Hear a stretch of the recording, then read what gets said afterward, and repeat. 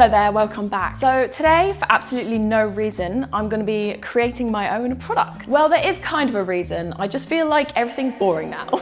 We've all seen how like everyday graphic design has got really flat and boring over the past, I don't know, 10 years, whatever, 20 years. I feel like every product and packaging had a mascot, and the old 2000s TV ads were unhinged and chaotic, and they're just not anymore. Remember the Chewits dinosaur? He was crazy. McDonald's burgers used to have eyes. Whatever happened to those? Look at the old Nesquik bunny, and now look at the new Nesquik bunny. Who are you? Absolutely nothing in those eyes. That rabbit is not to be trusted. So today I'm gonna DIY my own packaging. I will be buying some items from the supermarket, painting them and redesigning them, and then returning them to the supermarket. Now, obviously there are some consumer rights laws that need to be addressed, but we can talk about that later.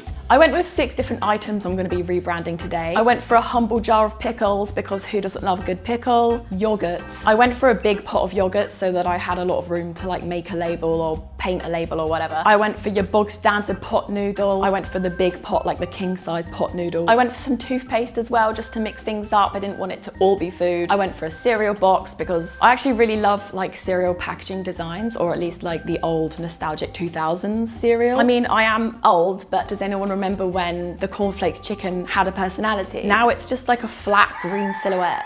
I also went for a juice box, the little straw on the side. It's so satisfying. So what I need to do now is empty each of the items so that there's no actual consumables inside them, because I don't want anyone like eating something they're allergic to. I don't want anyone going into anaphylactic shock over some pot noodles. So let's go squeeze the juice out of a carton. So as I said, I needed all of these to be empty so that nobody consumed anything from any of them. What? So I pretty much just emptied everything and then glued it all back together so that all the lids were sealed, because I wanted everything to just seem like it was a full product, even though it wasn't, if you know what I mean. Okay, so now I have the packaging that I'm going to work on. It's time to look at the rules and regulations that surround doing this. Essentially, I'm writing out disclaimer to cover my bases so I don't get arrested. First of all, I'm not going to be putting anything in this packaging. It's going to be empty. Secondly, I have to make it obvious that it's an art project. So looking at the Consumer Protection from Unfair Trading Regulations Act, Section 5 covers misleading actions, which is definitely what I'm doing. I'm making fake products. I have to write down that it's not for sale, it's not an actual product, and it's not affiliated with any brand. The Consumer Protection for Unfair Trading Regulations means you cannot mislead or harass consumers. I'm not leaving out any important information because there's nothing in there. There's no like actual food. And I'm not being aggressive as long as I don't throw this at anyone in the shop. So I'm gonna print this out. Not a real product. This is an art project. I want a better font. Let's do it. Should I do Comic Sans? Hell yeah. I'm fighting the Helvetica lifestyle with Comic Sans. Okay, so for these products, I also want them to all come from like the same fake company. Swamp Snack Co. Okay, I'm going with the Swamp Snack Company. Okay, so I started off by painting everything with acrylic paint, so you best believe this is gonna be looking handmade. We're going for like a DIY aesthetic here. I used really bright colors for all the base layers, and I had to do so many layers. I feel like I was expecting it to take 1 or 2 layers, but it took like 3 or 4 layers just to hide the branding underneath the paint. So whilst the paint dried on each item, I switched between making the other ones. And this is the yogurt pot. And I decided with each product I wanted to make it something completely different. Rather than just making my own brand of yogurt, I decided to make this frog spawn, like frog spawn yogurt? I don't know, just straight up frog spawn. Here I'm trying to do this like layered effect with the little tadpole dots, and then layer it with gooey looking greenish slop. I don't know, what do you call that? I want to say jelly, frog spawn jelly. I don't know, but it really suited the like swamp branding that I was going for. Anyway, whilst the paint inside dried, I moved on to designing a label. I didn't want to try and paint acrylic on the shiny tub, and I didn't want to sand the surface or anything, so I figured it would be easier to just design a label. So here I'm just using Procreate to trace over a sketch I did in my sketchbook on the right there, and it's a duck character, and the idea is his name is Grubby the Duck, and he owns the pond from which the frog spawn comes. As you can see, I'm not great with Procreate. It takes me like 5 attempts 5 to 10 attempts to just make one line look right. Also, whilst I was filming this video, my friend Vegard mentioned something called Obvious Plant, which is the same concept as making these fake products, except he makes toys, and they look so good. They look like professional packaging, but they're hilarious. If you haven't heard of Obvious Plant, definitely check it out. I'm a big fan of the fashion rats. But once I'd finished my grubby design, I printed it out onto label paper, except the paper I had looked so bad. Look at the color difference. So I had to order new label paper and wait for that to arrive. I took this untampered straw and stuck it to my painted juice box. And then I painted over this toothpaste branding, not to toot my own horn, but I do think I did slay that color match there. And then for the juice box branding, I wanted a frog because I didn't have a frog character yet. Grubby was a duck, and I named this little frog Gob just because I thought that was a swampy name. I thought that went with the whole swamp branding thing, and I didn't want it to be juice, so I called it Goop. So Gob's Goop was the next product. I also outlined everything for all of these products because that fits my art style a lot more, like more illustrated, cartoony look. And I don't know what Gob's relationship to the Goop is. Do leave that in the comments if you have any ideas. Stuck my little disclaimer on so I don't get in trouble, hopefully. And I also printed out these secret little QR codes, which I'm not going to tell you about yet. You have to stay tuned, you have to wait for that one.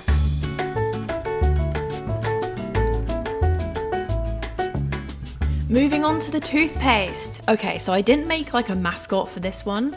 I just went for your bog standard plain product. And in hindsight, I don't know if the idea for this was a bit too cryptic because I went with a nuclear radioactive theme for this one. And recently I've just learned that people are very cautious and wary of anything to do with uranium. But I mean, that's what my disclaimer is for, right? This is a very fake product, like it's painted. So hopefully I didn't scare anyone with this one, but yeah, it's just the paste. I did this like green uranium looking paste on the side, and by the time I completed those two products, it was time to move on to the cereal box. And I went with this concept that the cereal is made of bark, natural whole grain bark. So I did like a wood illustration and painted like a wood effect. And then I figured I have to do a mascot for this one because it's cereal. The best cereal has mascots like Coco the monkey, etc. So I went with like a woodpecker mascot because tree bark is a woodpecker's business, if it's anyone's business. And I was trying really hard not to make this character look like a dupe of Woody the Woodpecker. So I went on Pinterest and searched for another type of woodpecker, and I love this one with the big red Mohican. It's called a pileated woodpecker. Don't know if I'm pronouncing that right. I think it's from North America and Canada. I just followed that color scheme. It looks really creepy without the eyeballs. Yeah, as I was painting the woodpecker, I was like, this is going to be the creepiest bird I've ever painted. But once I'd outlined it and it looked a bit more cartoony, I think it's fine. It's still a bit creepy, but then again, think about Chuck E. Cheese. He's been around forever. Actually, I think Chuck E. Cheese has just declared bankruptcy. I could be wrong. Wait, I'm totally wrong. Chuck E. Cheese declared bankruptcy, but now he's back. He had a rebrand, also creepy. Why are all the rebrands worse? But he's not bankrupt, he's fine, don't worry about him. Anyway, added a spoonful of milk, put some taglines, 100% whole grain bark. And then we had our third product. We had Wood O's. And I feel like this one's gonna blend in really well in the supermarket shelves because there's so much yellow cereal. And by the time I'd done all that, the new sticker paper had arrived. So I printed out my frog spawn labels.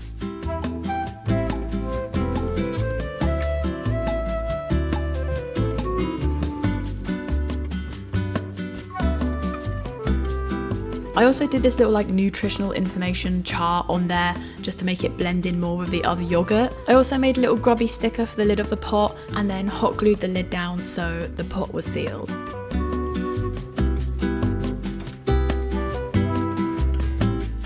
Now for the pickles, I decided to print out a photo of some pickles and then Photoshop it so it was stretched like this. And then I like curved it around and put it in the jar and it actually looks pretty legit. Like that looks like there's pickles in there, right? Only issue was there was a gap where the paper ended, but I managed to find a piece of cloth and put it over with an elastic band, like an old jam jar lid or something. I painted the cloth green just to match the swamp theme and to also match the label that I designed for the pickles. And the character I went with for the pickles was like an alligator who lives in the swamp. His name is Lerp, and these are his swamp cumbers. And then it was time to paint the last product, and that was the pot noodle. And my concept for this actually kind of went out the window, honestly. I couldn't think of a good like mascot. And by the time I painted the pot noodle, it was like jet black. And honestly, I thought it looked quite metal, so I just left it like that, like just a plain black pot noodle. nice and ominous, and I gave it some like Monster Energy style branding. And then finally, all the products were done. I was finished. I had my new product range of swamp snacks. Let me know what you think. What would you do if you saw some Sloop on the shelf? Would you stay far away from the radioactive toothpaste? I want to know. Okay, as for the QR codes, I actually made a secret page on my website where I listed all the products. So if anyone scans these, then they'll be taken to like the Swamp Society, where they can view all the different Swamp Snack Co products. And obviously they're not for sale or anything. I just wanted to do something in case someone finds them and wants to know more. But once I had everything ready, there was nothing left to do except return these items to the supermarket from whence they came.